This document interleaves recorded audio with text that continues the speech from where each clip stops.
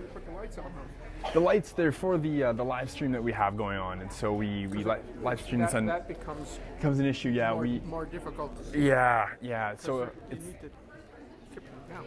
tip them down a little bit. Yeah, we ran into the issue last time. It's for the video that we have going on. Yeah. And then you throw it up on the web somewhere. Yeah, exactly. And so we have some people who can't quite make it tonight, and so they can tune in through the YouTube live stream, and then we also make and then we make a YouTube video afterwards as well that we share. So, yeah.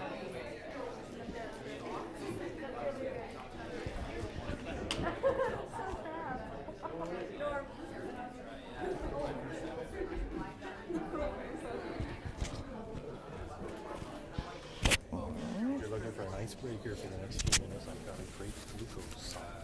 I can save it till after or before. It's up to you. Okay. It's up to you. What you started off with that, or?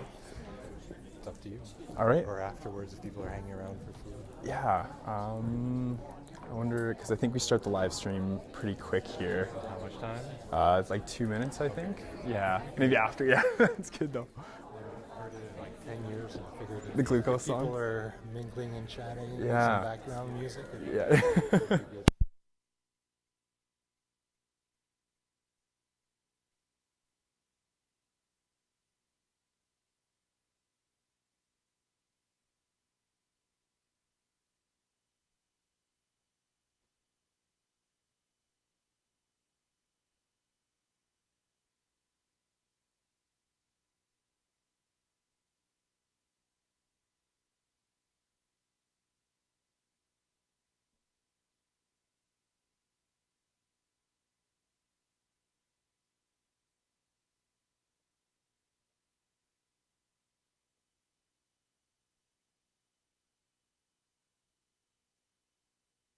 Evening.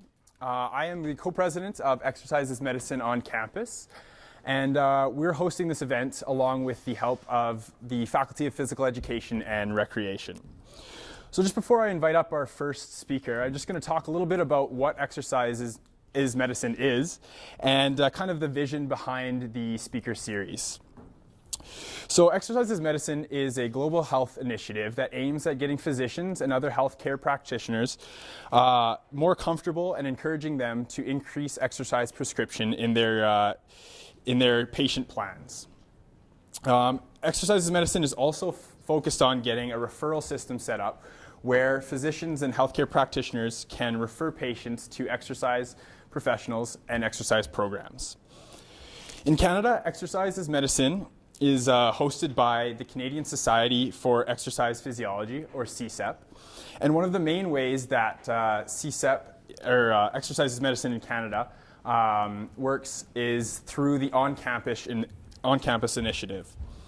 And so here is where our group kind of comes in. And so we started our group last February, and since then we've been working hard in order to bring the Exercise is Medicine ideals to the U of A campus. And so we've had kind of two main goals since we've started here, and that's been using knowledge translation and creating an interdisciplinary team. And so what knowledge translation is bringing the relevant research on exercise and medicine and bringing them to the relevant members of the community.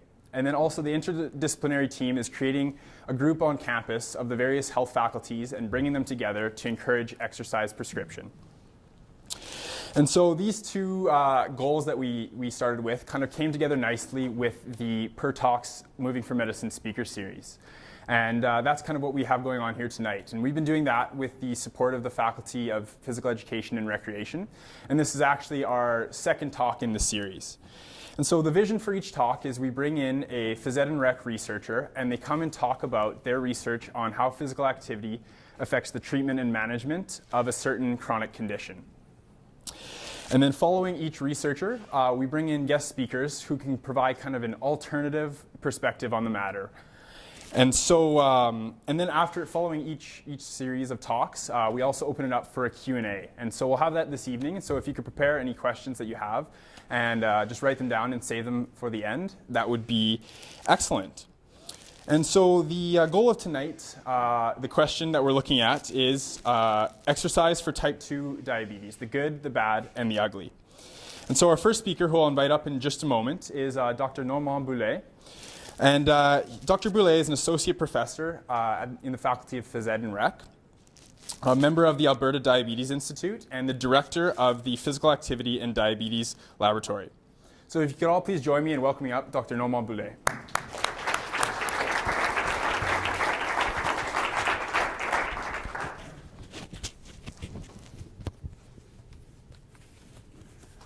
Thanks, Ryan, and thank you all for being here. Great thanks to the organizing committee. I know they worked very hard at rounding up speakers, making sure we're on time, at sharing slides and doing those things. So it's a nice initiative on campus that I really appreciate. As a professor in the faculty, I've had a few opportunities to come in and talk in different classes about physical activity and diabetes. And when I'm talking to undergraduate students, I typically start with a little bit of background, typical definitions, what is diabetes, what is hyperglycemia.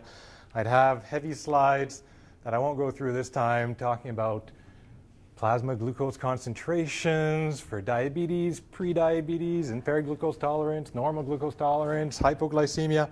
But it was actually in some of the work with the Alberta Diabetes Institute. I'm not sure if you're aware, but Monday was World Diabetes Day. The Institute had 2 young guests with type 1 diabetes visit, and we had they were researchers for a day, and with a 7-year-old and an 11 or 12-year-old, I had to maybe simplify things a little bit, give a different perspective, and I thought this would be nice. It might help you remember things more than the previous slide here. But if you look in a typical textbook, you'll see you've got about 5 liters of blood. Those are 5 1-liter bottles there to give you an idea of how large it is.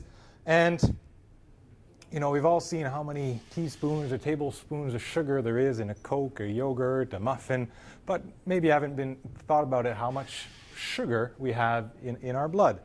Well, a person who doesn't have diabetes would typically have about a teaspoon of glucose in their 5 liters. Okay?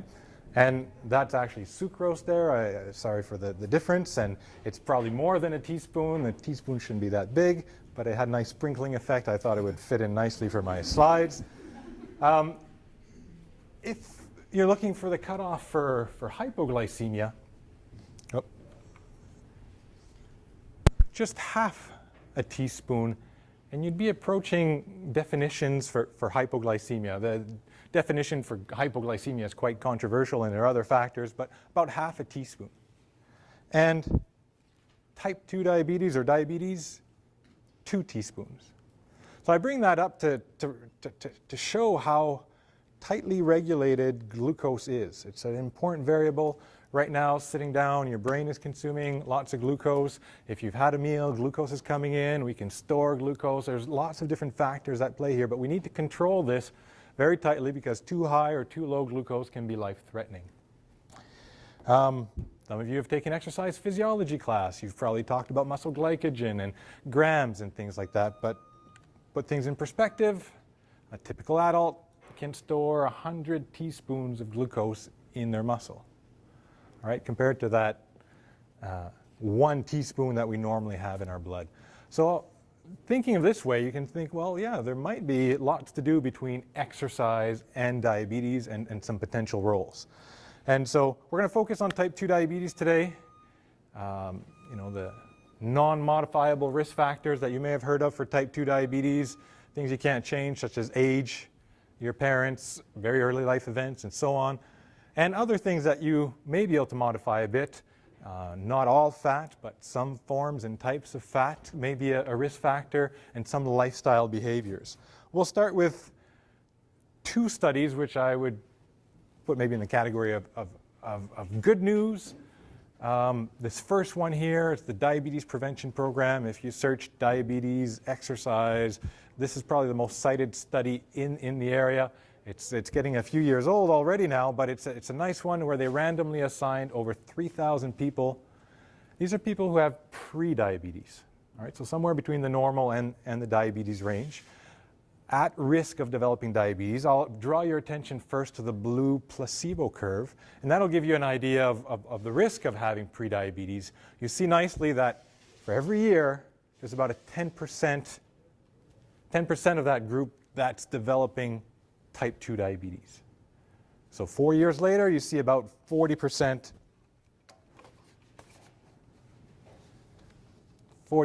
of them, all right, have developed diabetes.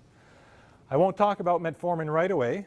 I'll bring it back up later. But if you talk about a lifestyle intervention, and it's unfortunate for today's talk, it would have been nice if it was just about exercise, but this is a weight loss, reduce fat in the diet, and exercise. The exercise goal was to reach 150 minutes of physical activity per week.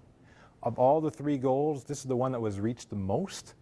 But you see there was actually a 58% reduction in the development of diabetes with a lifestyle intervention. So lots of type 2 diabetes can be prevented. And just reaching the physical activity goal, not reaching the weight loss goal, not reaching the other goals, was associated with substantial reductions. Another series of studies show some of the benefits here that we're switching not to pre-diabetes, but what if you already have diabetes and you're looking at exercise? There are dozens of studies showing benefits on glycemic control. The primary outcome is often HbA1c, sometimes it's called A1c or glycated hemoglobin. That just simply for today's purposes, think of it as reflecting your average glucose values for the last 2 to 3 months. So it's a very important clinical indicator of how well controlled your diabetes is. And a lot of these meta-analyses and studies show some benefits. I want to maybe just emphasize one today that we've worked on. At the time, it was the largest study, so still not that large, 251 participants with type 2 diabetes. At the time, it was the largest exercise trial in diabetes, but I like it for a few reasons, mostly because it had different types of exercise, and you can see some pretty neat things here. If we focus right away maybe on the blue squares, right, aerobic exercise, they would do 3 times 50 minutes in a week, and you can see their glycated hemoglobin go down compared to the control here in red within 3 weeks, and then it starts to not decrease as quickly afterwards. So improvements that stabilize out. When you looked at resistance training in green, it was no different than the control group for the first 3 months, but then caught up to the aerobic training where there was no statistical difference between aerobic and resistance training. It would have been interesting to follow another 3 months or a year of training to see if the resistance training would have overtaken them. But what's nice is oftentimes we don't, if you do twice as much, get twice the benefit. That doesn't always happen. If they were to do twice as much aerobic training, they probably would not have gotten twice the benefit. But the effects of resistance training, so this is something like lifting weights or using machines at a gym that have a heavy resistance. Combined with aerobic training, you got both the benefits early on, probably mostly due to aerobic training, got some benefits, and then after the effects of resistance training kicked in, and you had a really substantial improvement in A1C compared to the control group. That is comparable, if not better, than a lot of these medications that are added for the treatment of diabetes. So you can get some substantial improvements in glycemic control. So that, I would say, is pretty good news, both in terms of prevention and management of diabetes. I hate to use the term bad. I admit that I was encouraged to use a provocative title to get you to come out here today when I said the good, the bad, and ugly. And I'll now talk about the Look Ahead study, which in many ways is a great study that shows lots of very interesting things. There's probably over 100 papers published from this Look Ahead study. But as an exercise person, when I talk to others and about the benefits of exercise, I often get told, well, what about the Look Ahead study? Wasn't that a bad study? Or showed that exercise doesn't work? Well, it had a big splash in the media. This is a large NIH-funded study that was actually stopped before the end because it was looking like there was no way that exercise was going to be beneficial for the outcome of preventing something that's more meaningful than someone's glycated hemoglobin, but if they were going to have a heart attack, a stroke, and things like that. So they stopped the trial because if you look at the graph here, the risk of having a heart attack, a stroke, they even added hospitalization for angina because they weren't getting many events in both groups.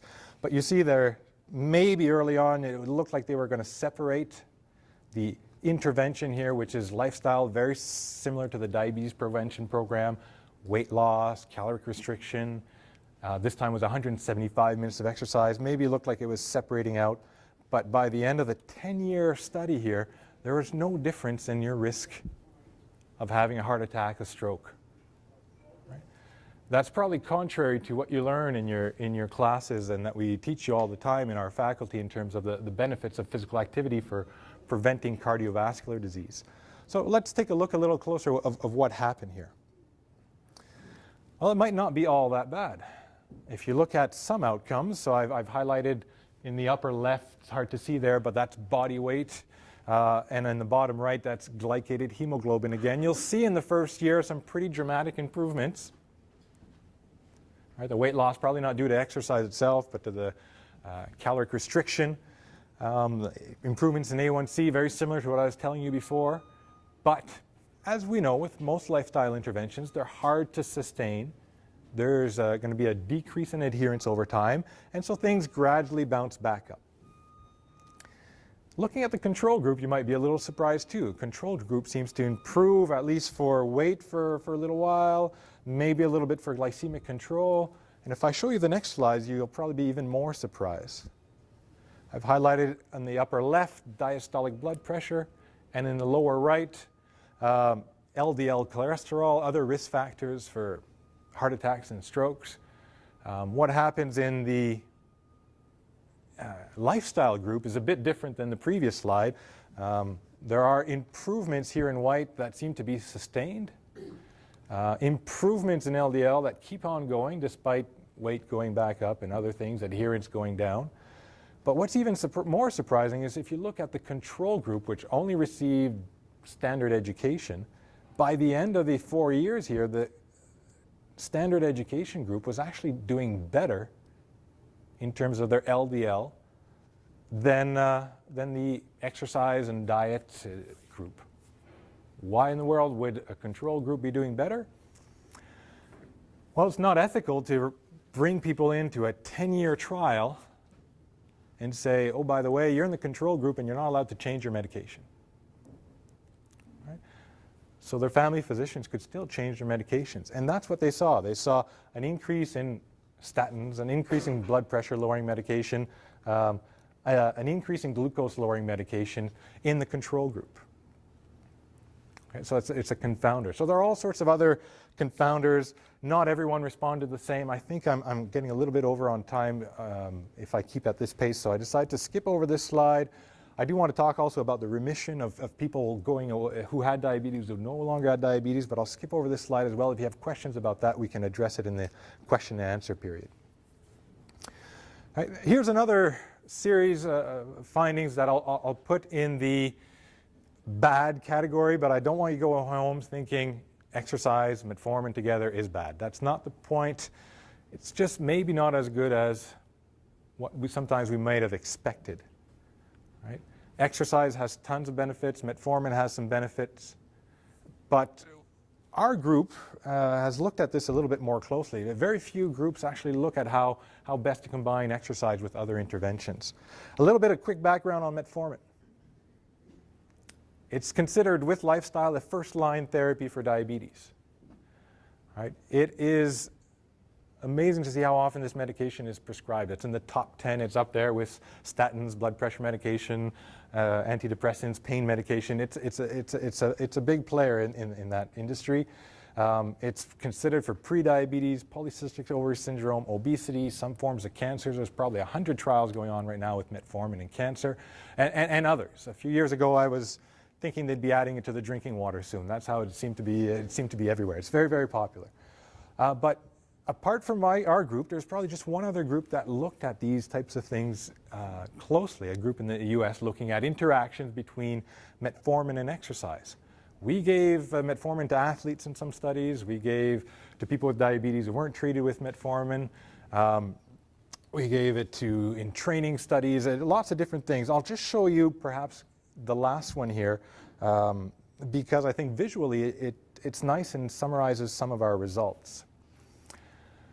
A study that we used with continuous glucose monitoring. That's that little device you see in the upper right. It's like thick, like is the size of 3 loonies piled up on each other. And I know with the bright lights due to the filming, it's hard to see. But if you look right around here, there's a little thin, flexible filament that is placed into your adipose tissue and collects interstitial, so the fluid around the cells there, and measures continuously over 6 days, over a week, your glucose concentrations. There's a slight difference between interstitial and plasma glucose, but they're very, very strongly correlated. And so what we did, we brought people into the lab for about 5 hours. In blue here you have the control or rest day. We gave them breakfast, we gave them lunch, we sent them home with a few meals. Right, not everyone ate at the exact same time. That's why there's a bit of we put a break in the data there to make it all these sections starting with meals. And if you compare a rest day to an exercise day in these people treated with metformin, this is what you see. As you probably have been taught, or as you'd expect, during exercise, we're consuming glucose. These people with diabetes, their glucose will go down close to 5 in the very normal range, so that's good news, right? But if you follow them for the next day with these continuous glucose monitors, you'll see these peaks of hyperglycemia after meals increasing even more. So which normally we would expect glucose to lower with exercise, the 24-hour average did not change, and perhaps concerning is these peaks of hyperglycemia occurred. Again, I'm not telling you if you have metformin, if you're treated with metformin, not to exercise. If you're exercising regularly, there's other benefits, there's training benefits, and it's not that bad. But what I'm saying is that there are ways of actually better combining medications together and exercise, and that's something that our lab is looking into. Okay, the last part, the ugly. This is not where I do my research. This is more anecdotal stuff, but I think it's concerning stuff. I know a lot of you in the audience are interested in behavior modification, in promoting physical activity, and I just wanted to maybe share some of my thoughts, some of the concerns, some of the things that I run into that I think are areas that we should work on and address. Number one, I hear this often from participants who volunteer for our exercise studies or training studies. I know I've tried exercise before, but it doesn't work for me. I didn't lose any weight. I stopped. They're expecting to lose 10, 20, 30 pounds, and that's not the reality. Our trials show that if there is weight loss with our typical exercise interventions, it's very small, often in the range of a couple pounds. Okay? And even if it's a small weight loss, there are benefits in fitness, benefits in glycemic control, and many other benefits. Fear of hypoglycemia and other risks. I have diabetes, maybe it's dangerous for me to exercise.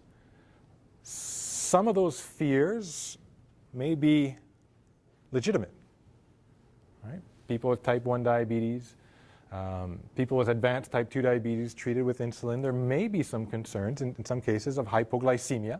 I don't want to downplay them, they do exist, but there's some misinformation. A lot of people who just go to perhaps general diabetes education clinics or get information from others or in the media may feel that they shouldn't exercise if they have diabetes. It could be a risk factor for hypoglycemia.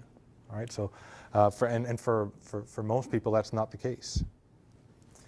We often have great guidelines, great recommendations, but that can induce pain, can be problematic for a lot of people with diabetes who have lots of other comorbidities at times. There are a lot of costs, gym memberships, getting to places, exercise equipment, and diabetes is a disease that is overrepresented in areas with lower socioeconomic status. So it's an important barrier. There's lots of stigma associated with the disease that's considered a lifestyle disease, right?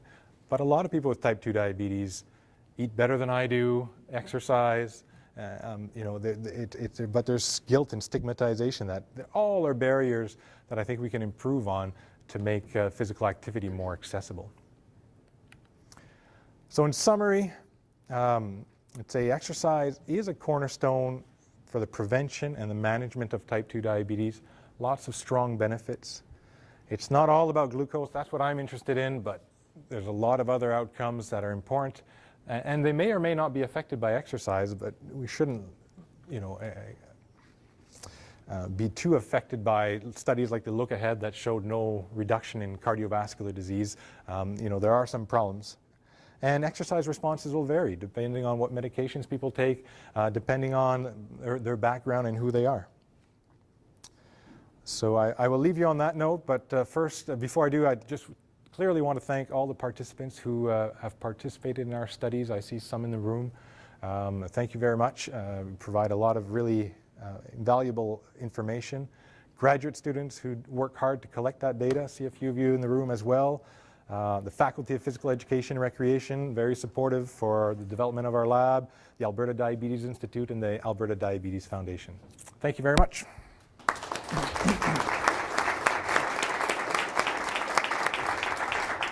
All right, thank you very much, Dr. Boulé. So next up, we have one of our former founding members, Jordan Reese, and she's going to talk a bit about the experience of a grad student. And so Jordan is a grad student in Dr. Boulé's lab, and so she's going to talk a bit about her experience working with the population of type 2 diabetes, and kind of how this has been a new step for her in her education and career. All right, Jordan, everyone.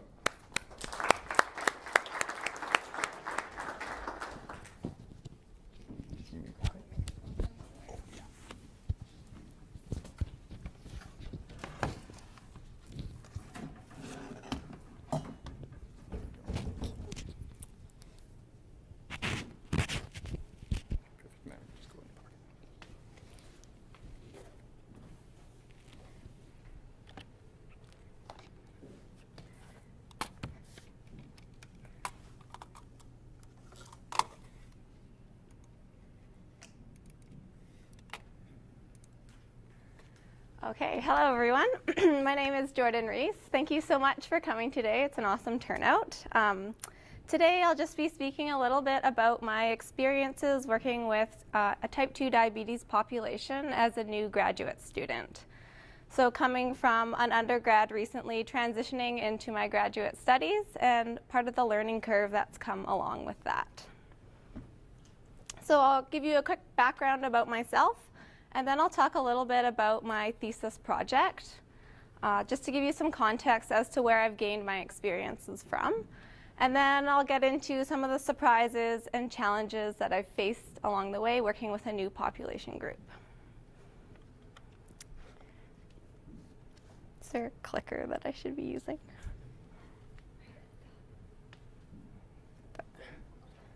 Oh, up here. Okay, awesome. Okay, so my academic path has definitely not been a straight and narrow one. It's kind of taken some curves along the way. I didn't start my undergrad until I was 23 years old. So I started at Camosun College, and I graduated there with a degree in exercise and wellness in 2015. So a recent undergraduate. During my time there, I really developed a passion for physical activity and how it can be used as a preventative tool or management tool for many people with chronic diseases. So after I graduated, I decided to do my CEP certification, which I thought would allow me to work with a wider population group, so people with type 2 diabetes. Type 2 diabetes kind of jumped out at me as I found the pathophysiology of it quite fascinating. And I also have family members who have type 2 diabetes or prediabetes, so that kind of, that combination drew me to that area. So I thought I had a fairly solid knowledge base. I knew a lot about the background of type 2 diabetes, but one key ingredient was missing, and that is experience. So coming into my undergrad or my graduate studies, I had very little experience working with a type 2 diabetes population. So I'll talk a little bit today about how the learning curve has been for me. It's quite steep. So to give you some context to where I've gained my experience, my thesis project that I'm working on is called the Exercise, Physical Activity, and Diabetes Glucose Monitoring Protocol. So it's a bit of a mouthful, eParadigm for short. It's a multi-site study, so it's been done across 7 different universities in Canada. So we're looking to get a very large sample size of about 70 people. So to put that in perspective, a lot of exercise studies just have around 8 to 20 participants. So we're really looking to get a large sample size. And we're looking at how a single bout of exercise, so 50 minutes of walking, how it affects glucose control in the 24 hours following the walking bout. So if you times 50 by 3, you get 150 minutes. So our Canadian Physical Activity Guidelines is 150 minutes of moderate to vigorous physical activity a week. So if participants are doing this 3 days a week, then they're meeting the Canadian guidelines. So study inclusion criteria is quite broad, looking for people with a type 2 diabetes diagnosis between the ages of 30 and 90, so quite a wide age range. They can't have any contraindications to exercise, so things like excessively high blood pressure or resting heart rate. They cannot be taking insulin, and they must be able to walk for 50 minutes continuously. They must be able to comply with our study requirements, which I'll talk a little bit about in a minute. And they must also have a stable weight, so we classify this as no changes greater than 5 pounds in the last 3 months. So to give you an idea of what is required of the participants in our study, this is a timeline. It's a 6-day protocol. So it's nothing too complex. It's fairly simple. It's not like an exercise training study where we're asking participants to come in for 12 weeks, 3 times a week. They just come in for a 1-week period, and they come into our lab 3 times during the 6-day protocol. So Norm talked a little bit about continuous glucose monitors. They come in on a Monday, and we insert that monitor. Quick visit, it's about 20 minutes. The following day, they come in, it's a Tuesday, and they complete their walking condition or a seated control. And then on the Friday, they come in and complete the opposite condition, so in a randomized crossover design. They also consume standardized meals on 4 of these days. So we're providing them with breakfast, lunch, dinner, and snacks, and they must consume these for 4 days. So now that you have an idea of where I've gained some of my experience working with type 2 diabetes, I'll talk a little bit about what has surprised me and what has been challenging as I've worked on this project. So perhaps the best place to start is talking about recruitment for the study. So I was setting out to recruit 12 participants in May. So far, we've recruited 8 that have completed the protocol. So I was lucky enough to get a list of 180 people with type 2 diabetes, so I've been phoning them, and I probably talked to about 100 individuals, and out of that, 8 people have completed the protocol. So I'll break it down a little bit into a few categories as to why people may or may not be able to participate in the study. So A, people don't want to participate whether they're eligible or not. That's totally fine. Participation is 100% voluntary. B, people would like to participate, but they aren't eligible. And this is surprisingly a lot of people, I've found. C, people who kind of want to participate, maybe they come into the lab and then they end up dropping out. And then D, people who really want to participate and they have completed the protocol. So I'll just jump right into B, people who would like to participate but they aren't eligible. So the first one up there is people who are taking insulin. As a new graduate student, I was quite surprised with how many people with type 2 diabetes are on insulin. Often people think type 1 diabetes is associated with insulin, and they don't really associate type 2 with insulin. So that was something that surprised me. And generally, these participants have been older, so 70 years or greater.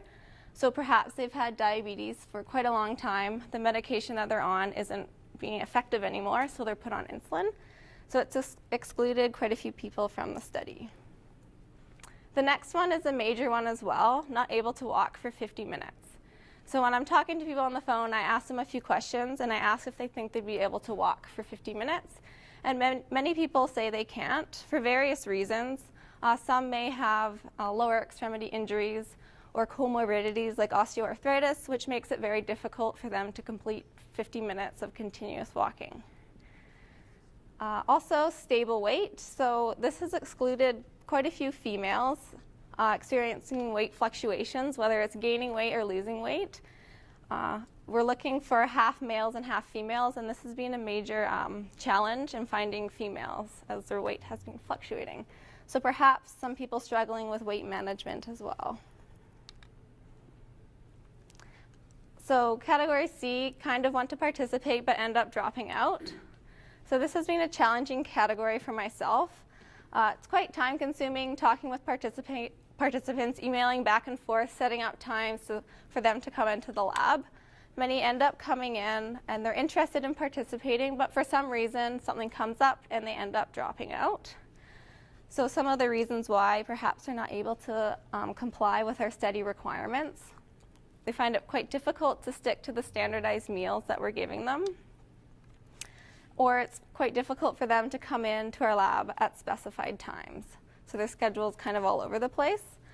And then another one that kind of surprised me was transportation to and from labs. So we reimburse all our participants with parking fees and transit passes.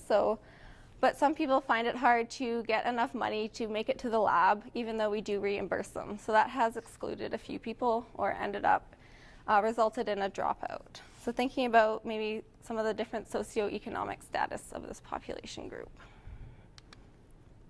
And then D, people who really want to participate and have completed the protocol.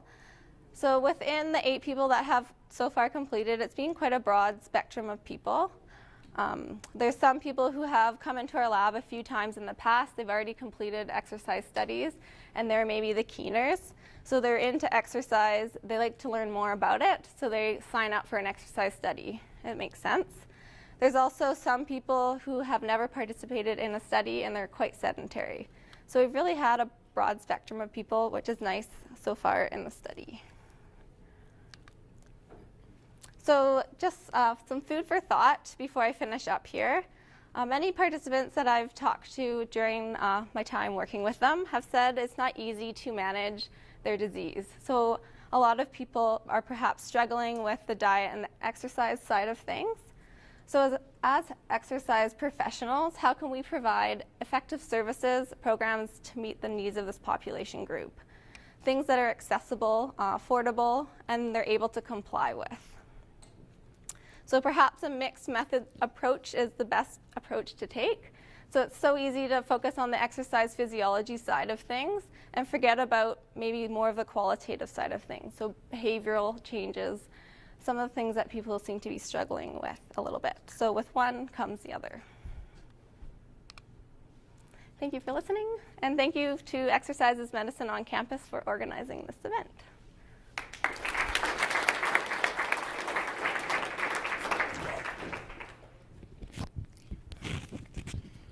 Thank you very much, Jordan. Just going to attach this back in here.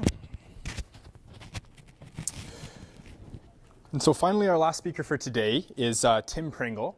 And we're very privileged to have Tim here. Tim is an entrepreneur and the founder, president, and CEO, I believe, of 50freecalls.com. And this is a business that helps organizations achieve their online marketing goals. And so Tim is going to talk a bit to us tonight about living with type 2 diabetes and kind of how physical activity and exercise has impacted that in his life. So I'll invite Tim up. Yeah, for sure. Thanks.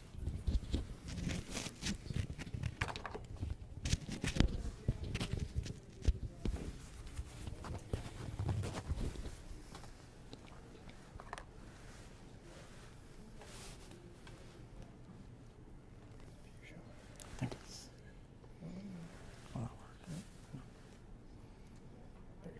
Do you have notes that you needed? Or? No, I'm just going to wing it. Okay, perfect.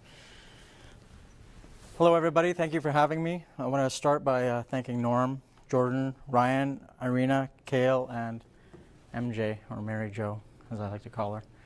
If it wasn't for her, none of this, I wouldn't even be here. So, I was asked to talk about my story in regards to type 2 diabetes. So, I would appreciate it if you have any questions during the presentation to go ahead and interrupt me. I'll be happy to answer questions along the way.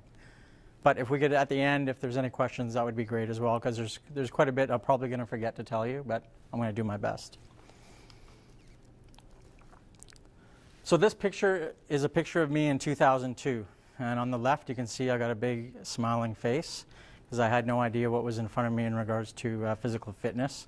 I wasn't very active at the time. And so my motivations at this time, I had gotten a job on a cruise ship. a cruise liner, Royal Caribbean Cruise Lines. And I had just landed in Barbados, and I had gotten this new job, and I had learned that I had struggled a little bit with depression, and I had learned that exercise obviously is a big key to that. So I hired the personal trainer on board, and we worked out together 5 days a week, and he put me on a strict diet, and he taught me what was what in regards to diet and exercise. So in the middle photo, after 3.5 months of training 5 days a week, side by side with this trainer, I lost 22 pounds, got all the way down to 140. I almost made it to a six-pack. Didn't quite get there though. But on the right I was able to keep it up for a year. And on the right, that's what I look like. Now, a lot of people say to me, these are photoshopped pictures, but I can promise you they're not. I actually followed a plan called Body for Life. I don't know if anyone's heard of it, by Bill Phillips. It's a book that is quite popular, and this is kind of loosely what my routine was based on. Now, my motivations were different, but it all kind of ties into how it ties into diabetes. So this slide, this is a picture of my first trainer in 2002. His name is Mark. He's from New Zealand. So I went from, it says I went from beef and cakes to beefcake. It's a happy ending, right? Well, not exactly. I mean, it was great, a great experience, but the maintenance of it and maintaining this is something that is very challenging, and it's difficult. I'll have to be honest with you. So 12 years later, by 2014, I was back up to 172 pounds, which was actually 10 pounds higher than the first time I had started training. And I had shown some physical symptoms, and I didn't know what was wrong with me, so I went to the doctor and they did a blood test, and he said to me I had type 2 diabetes, which was a shock to me because I was pretty young, and I thought, you know what, I'm invincible, I'm not ever going to get sick, and I didn't really understand how serious it is, because it's quite a serious ailment. But and as time went on, as the next 18 months went on, I really learned how troubling it can be. So I went to my doctor's, and right away the first thing he did was he wrote me a prescription for Metformin. And you touched on it a little bit earlier, and I'd never heard the term before, Metformin, before that day. And first thing he did was he just said, you got type 2 diabetes, and he wrote me a script and he handed it to me. So he didn't say anything about lifestyle. He didn't try to educate me. I didn't know anything about what I was doing. His solution was, for whatever reason, here's a prescription, get started. And so we got into a spirited debate.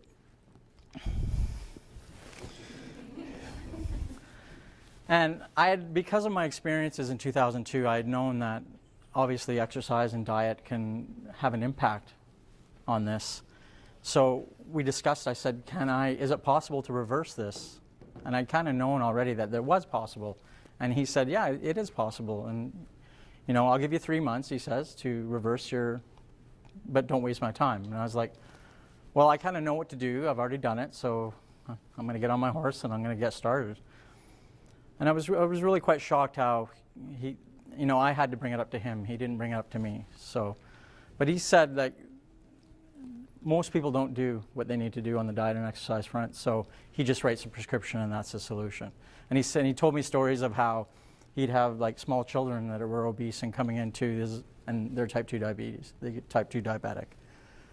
And some people go, they take it really seriously and they do something about it. Some just say, oh, thanks for the prescription, I got a lunch appointment at Dairy Queen in 5 minutes, and they run off. So I took the 3-month time out, and I went and then found another personal trainer because I'd known what it was going to take. So this picture, he's dressed like a pirate because his birthday is on Halloween. Literally, his birthday is on Halloween. And he was dressed up, that was Halloween night, and he was dressed up to go out. So I took a couple pictures of him, and I thought it was a great picture for this presentation. So this trainer put me through the paces, and I spent 18 months training. And after 3 months of training and diet and exercise, I was eating 6 times a day, training 5 times a week, being very conscious of my diet. And one thing that you didn't mention in your talk was that I've been told diet is actually 70% of any kind of a training program. So I understand that, yeah, exercise is important, and it is for sure, but it's really, when it comes to diabetes, my understanding is that it's about what you eat, what you consume. And in today's society with fast food and the marketing that's hammered at you, it's easy to, and the convenience of it all, it's really easy to fall into that routine of eating badly and just convenience, and it's cheap. So like I mentioned, I worked out 5 days a week. I lost another 22 pounds. I got down to 150 pounds. And it only took me about 3.5 months. I went back to the doctor, gave me another blood test, and he said, the diabetes is gone. It was reversed. And not only was it reversed, but all my cholesterol was normal. Like, I was healthy as I could be, he said. And he said 1 in 50 people actually are able to achieve this. So I did achieve it, but it was hard. It was very difficult, and it was expensive. Paying a personal trainer 5 days a week, that's expensive. And eating right, going to Safeway like every day, every other day, and making sure you're buying the right food and you're eating 6 times a day. I mean, I was packing lunches. My wife was very helpful. She was very supportive. She actually made my meals for me the night before, and then I'd take them in a little lunch bag and make sure I was eating on time. And I took it really seriously, and I got great results. And I reversed the diabetes, and I was healthy as a horse. So this is the real happy ending for real this time, right? Well, the truth is, and the ugly part of it, is that I haven't trained in 10 months. The financial, like, this is all excuses, of course, but the financial side of it was taking its load on me, and the time commitment was also bearing down on me. And I was getting, I think, a bit too burned out. I was, basically, this trainer was turning me into a weight trainer, like a competitive almost weight trainer. And that was good for my lifestyle, it was good for my health, but when you have a business and you're married and you got lots of things going on, it's easy to fall out of it. So the true trick is to make it a permanent change lifestyle, and I'm struggling with it, and I know I got to get back to it. Otherwise, it's metformin for me, and I don't think that's what I want to do. So it's been a challenge. It's been a struggle, but I know I have to get back to it. But it can be done, and if I can do it, anyone can. Does anyone have any questions? Anyone? Norm? Come on, buddy. I think we can open it up for sure. If we can give Tim a round of applause. Sure. So invite Jordan back up as well, and we can just kind of open the floor to any questions that anybody might have. I'll try and repeat them just so we can get them for the live stream as well. So if you just speak loudly so I can hear you. Anybody have any questions? Yeah. What are some things that either physicians or exercise professionals can do to help increase adherence to exercise? So the question was, what are some things that exercise professionals can do to increase adherence to exercise? Thanks for the question, Henry. That is not my specialty. I'll start off by saying I'm interested in the physiology.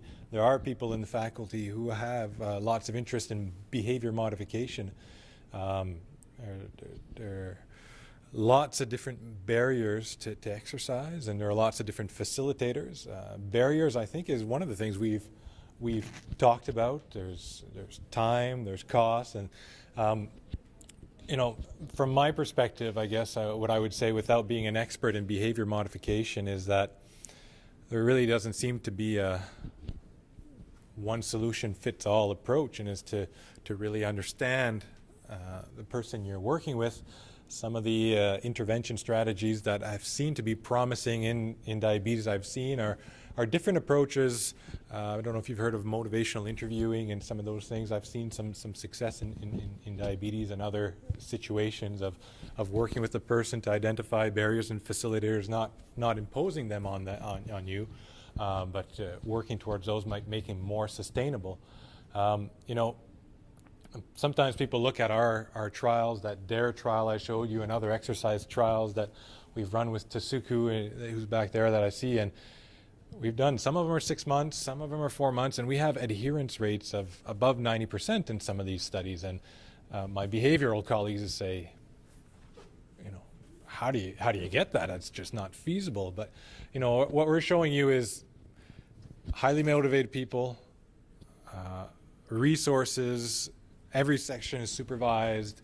That's not the reality. Maybe it reflects a bit more of Tim's situation, where he has a personal trainer in at every corner, and he's got the facilities and things like that. But in a long-term sustainability, a lot of these things that you see in studies might not be manageable. But yeah, keep your ear to the ground. There's lots of always developments, but it's small incremental steps as well. I could keep going about a few other things, but so if there aren't any other questions, I'll come back to that. I've got a few other ideas, but I'll maybe just leave it open to some more. Yeah. Okay, I have a question for Tim, and a follow-up question depending on how you answer. You said that you were prescribed metformin when you first got diagnosed with diabetes. Did you take that during the 3 months that you started dieting and training? I did not. You did not? No. Not at all? That's why I did what I did. I didn't want to take the metformin. And did you get in trouble at all? Like, was What your is he going to doctor do? Arrest me for not surprised taking by it? it? It's my choice. I get to do what I want. That's true. If I want to eat ice cream cakes 24 hours a day, I can do that, or get that type 2 diabetes, or I can get fit and figure it out. And a lot of the things I learned, I've continued to do today. Like, I don't drink soda anymore at all, ever. I drink water. So I'm very aware of what I'm doing. And I take it to an extreme, like you said. Like, I would weigh myself every day and take a picture of myself on the scale and have to text it to my trainer. I mean, that's how hardcore I got, like, to be accountable, right? Because I really wanted the result, and I got it. Okay, unfortunately, that wasn't the answer on live. So what I was hoping you would say is yes, and then I'd be like, hey, what are the side effects? Yeah. So, Norman, what are the side effects? I'm glad to tell you that I can't tell you what the side effects are. So the question is just what are the side effects side to effects. metformin? Yeah. Quickly, it's considered one of the safest diabetes medications out there. The main side effects are GI in nature, gastrointestinal. So diarrhea, flatulence, and things like that, which are reduced over time, but it might stop how quickly people can progress on their doses. It didn't pan out for us, but actually one of the first reasons that I got interested in exercise and metformin is that some of the other medications in that class, not metformin itself, unless you're taking a crazy overdose, were associated with lactic acidosis and deaths a long, long time ago. So there's lots going on in the liver and how it handles lactate and other things that could be interesting, but that's not a concern if you've heard of that. Exercise and metformin. Like I said, we've had some athletes on metformin work pretty hard and didn't see any substantially elevated lactates or anything like that.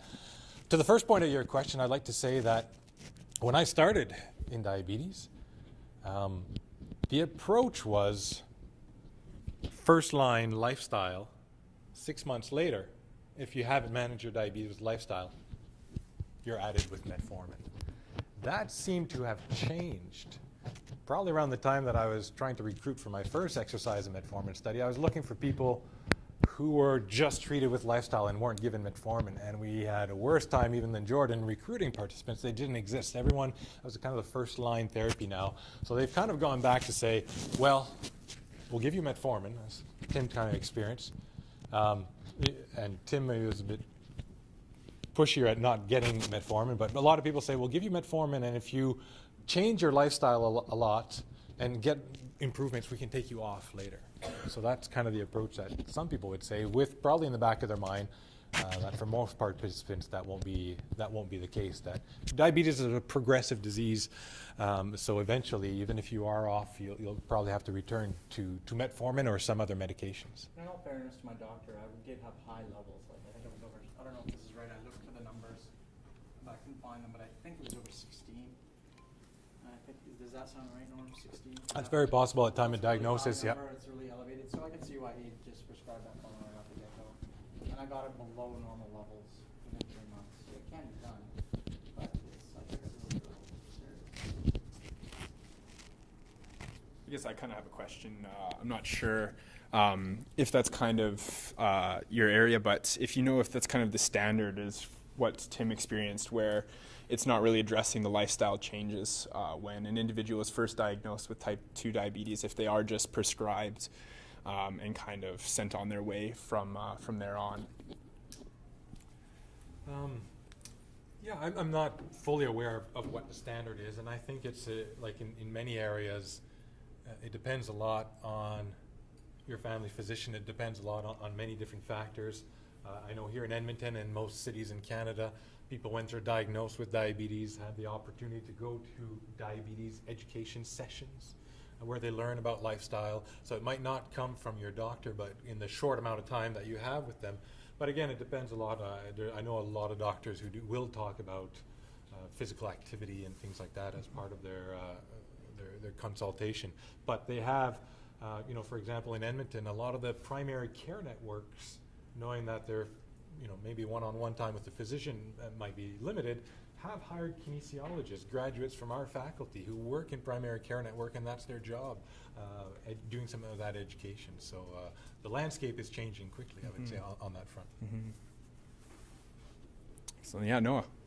So I'm interested. We actually learned today, we were told today that it is like contraindicated for people with diabetes to exercise over that moderate level. Is there any merit to that? So just quick repeating the question, are people with diabetes contraindicated to exercising over the moderate level, I believe, right? Well, when I started in the area, resistance training was counterindicated. They were concerned that the increase in blood pressure when people are lifting heavy weights or things like that could be bad for the kidneys or the eyes or things like that in people with diabetes. Right now, people with diabetes are at elevated risk of heart disease. So the current Canadian Diabetes Association guidelines, and this is something they debate a lot, and we don't know what's best to do because we don't want to cause harm, but at the same time we don't want to prevent people from doing physical activity because there's a lot more risk of being sedentary than there are of doing physical activity. The guidelines now, I think, and I don't have the exact wording on the tip of my tongue, would say someone with diabetes with elevated risk of heart disease, which, let's face it, might be a lot of people with type 2 diabetes.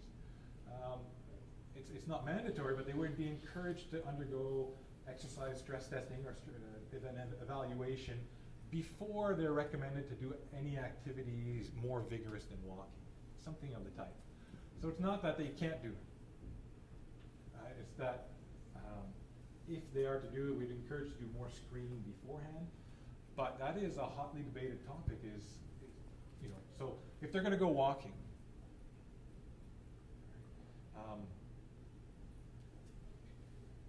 that would be fine unless there's other major counterindications. But yeah, walking up a flight of stairs to people with, to most adults, would be considered vigorous activity, right? If you look at the METs of walking up a flight of stairs, are you going to prevent them from walking up this flight of stairs at home? I don't think so.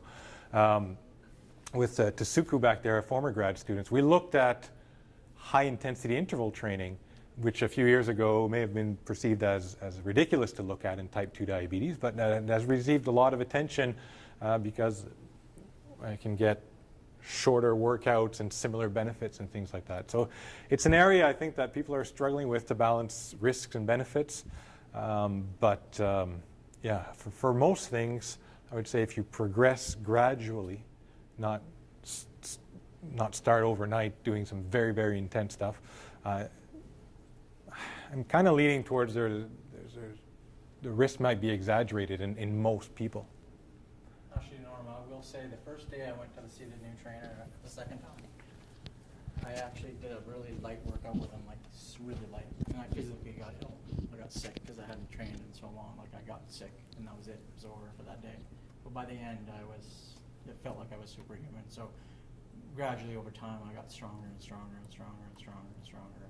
Be able to handle it. And I was like almost like getting up to his levels on some of the exercises, and and that's how it works, right? So you can start out small, but if you build up your endurance and your strength, and you can really get strong over time. Yes.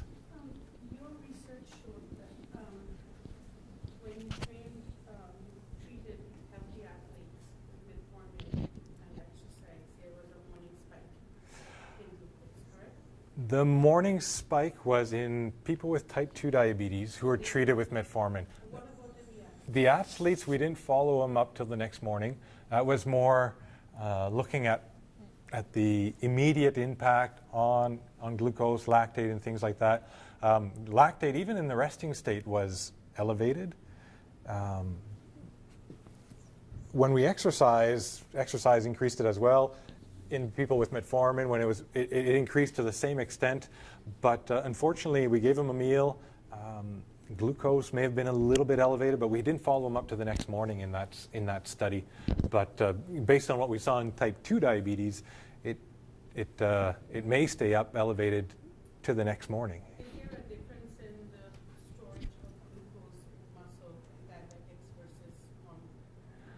Good question. Very good question. It's very interesting, and it's been known for 20 or 30 years that in people with diabetes, but even before diagnosis with diabetes, the resistance of muscle to the effects of insulin are evident. So if you have type 2 diabetes, you could test your son or your daughter. There's already often some resistance in the muscle, and it's not in its ability to take up glucose during exercise or to oxidize it. It's in its ability to store glycogen. So there is impaired glycogen storage in people with diabetes. It's another thing that would be hotly debated. What is the first underlying problem in development in diabetes? Is it muscle and glycogen storage? Is it beta cell? Is it adipose tissue and inflammation? We can have nice debates, but that's one of the earlier signs that some people see is impaired in glycogen storage. Good question. All right, so I think that's sadly all the time that we have today. We encourage you to stick around after, and we can do a bit more of an informal discussion. But I'd just like to thank our three guest speakers again. If we could just give them another big round of applause for this evening for coming in. And just also like to thank the Alberta Diabetes Institute for their support this evening, as well as the Faculty of Physical Education and Recreation, and everyone who came here tonight. So we really appreciate you all coming in. Thanks very much, and be sure to grab some water and some snacks on the way out, too. Actually, I brought a nice song to set the mood if you want to stick around and eat. Hopefully I can get it to work, but get going, and I'll see if I can get it to work.